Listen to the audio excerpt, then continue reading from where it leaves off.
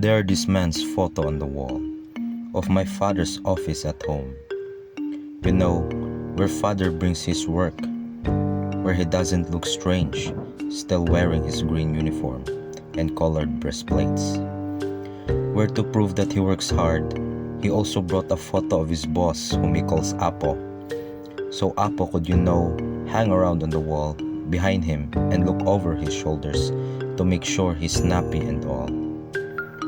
Father snapped me once, caught me sneaking around his office at home, looking at the stuff on his walls: handguns, plaques, a sword, medals, a rifle. Told me that that was no place for a boy, only men.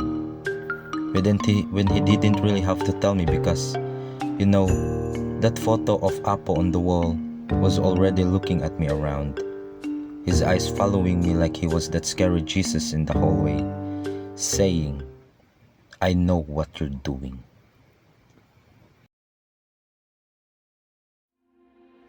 As we all know, Apo, in the poem Apo on the Wall by B.J. Patino, is Ferdinand Marcos, and Ferdinand Marcos is the one who declared martial law. Martial law is a complex and often controversial topic, and people's perspectives on it can vary greatly depending on their experiences and beliefs. So, we interviewed a person about her perspective on martial law. What do you know about martial law and what impact does it have on you? Katong panahon sa martial law, murag asa dire sa amo ang dapit sa amo lang na sinatian kana gyud ang kinabuhi sa tao, mas murag mas bililhon pa ang kinabuhi sa manok. Wa may bilitong kinabuhi atos tao, sige raw pangamatay ang tao, way igong hinungdan. Dili ka basta-basta makabiyahe-biyahe ka sa dapit kay rekisahon dayon ka nya mga intriga-intriga sa mga tao na pick up na dayon ka sa mga military. Muna ang sinatian dire dapit sa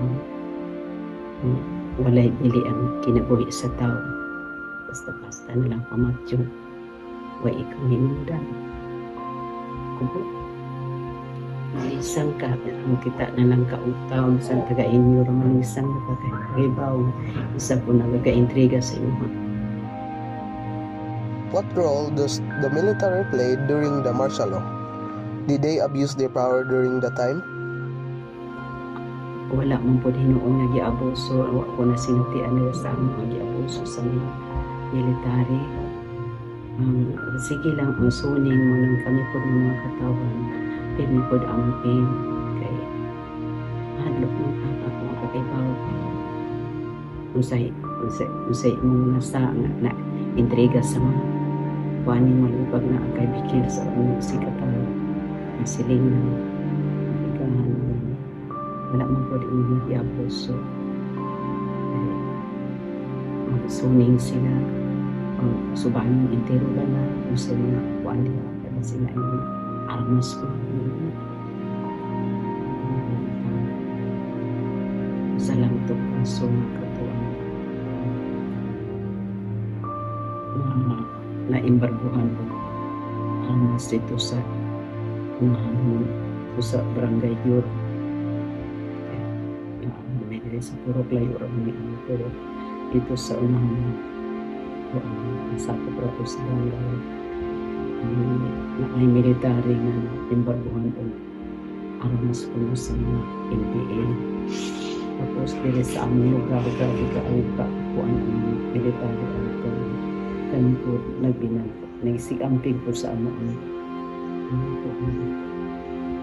kaugalingon na dili ng lakaw-lakaw tabi ng panahon sa gabi How does the declaration of martial law affect the rights of citizens? Ang mahida ko kaya to epekto kay dili lang ka makalakaw nga gawas ka ng murag mabinantayon na ito kapirme sa iyong mga lihok mo ato niya sa umahan daga sa gulo kuyaw-kuyaw unya usahay dili na ginamo maato ang kaumahan kay mahadlok naman ka. Kasi maaano niya ka dito nga. Kung saan may pusilan ka di ang mga military ng mga rubin. Manang amping yung kayo. Ang kuwan ato panginabuhi. Grabe. Grabe ka lisod. Dili naman yung mga pirmi ato ang mga katanungan. Labi pa ang iyong pamilya. Wala ka sa wala na tipo ng imong pamilya. Ito sa kawas ang uban. Mahadlok ka na unsa na ka. Kalisang ito kaya nakapikto panginabuhi o sa kanang sitwasyon diya sa pagpuyo.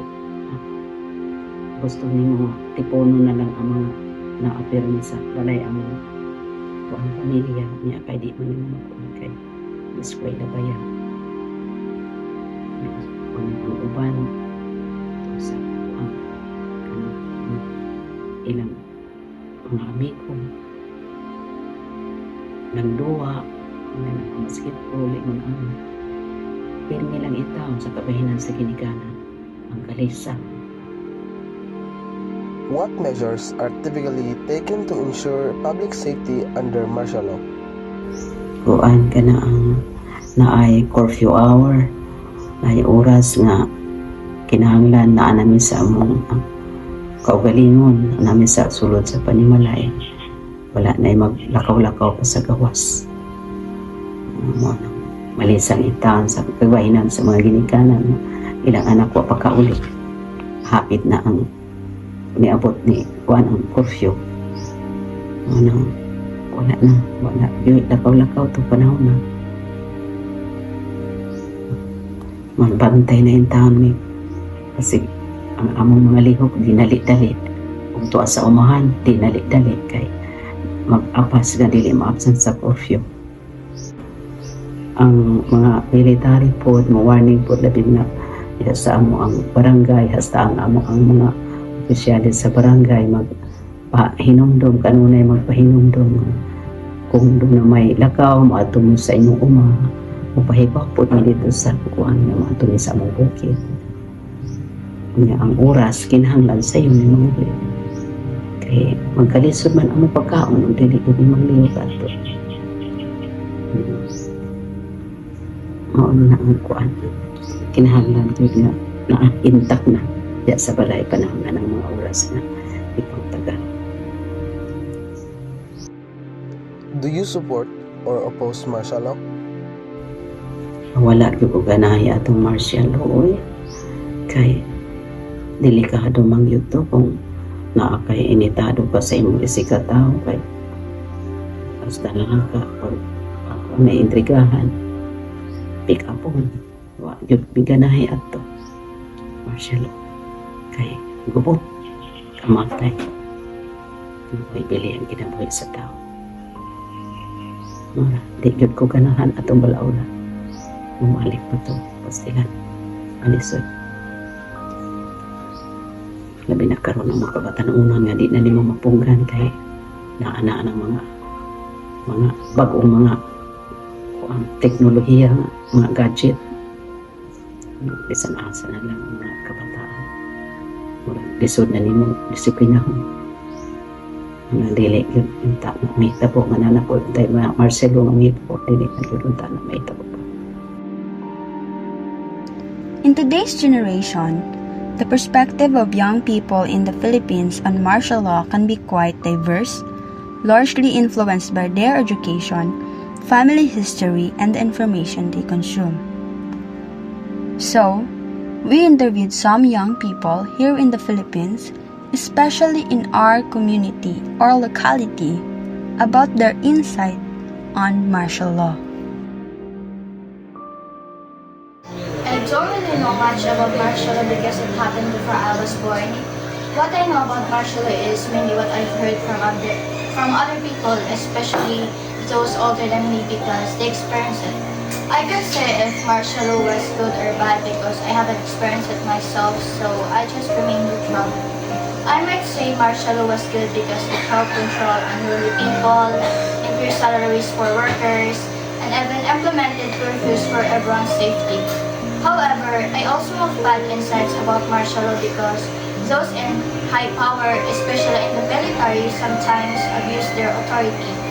Um, People suffered during that time and their movements were restricted because going against the rules could lead to death or imprisonment.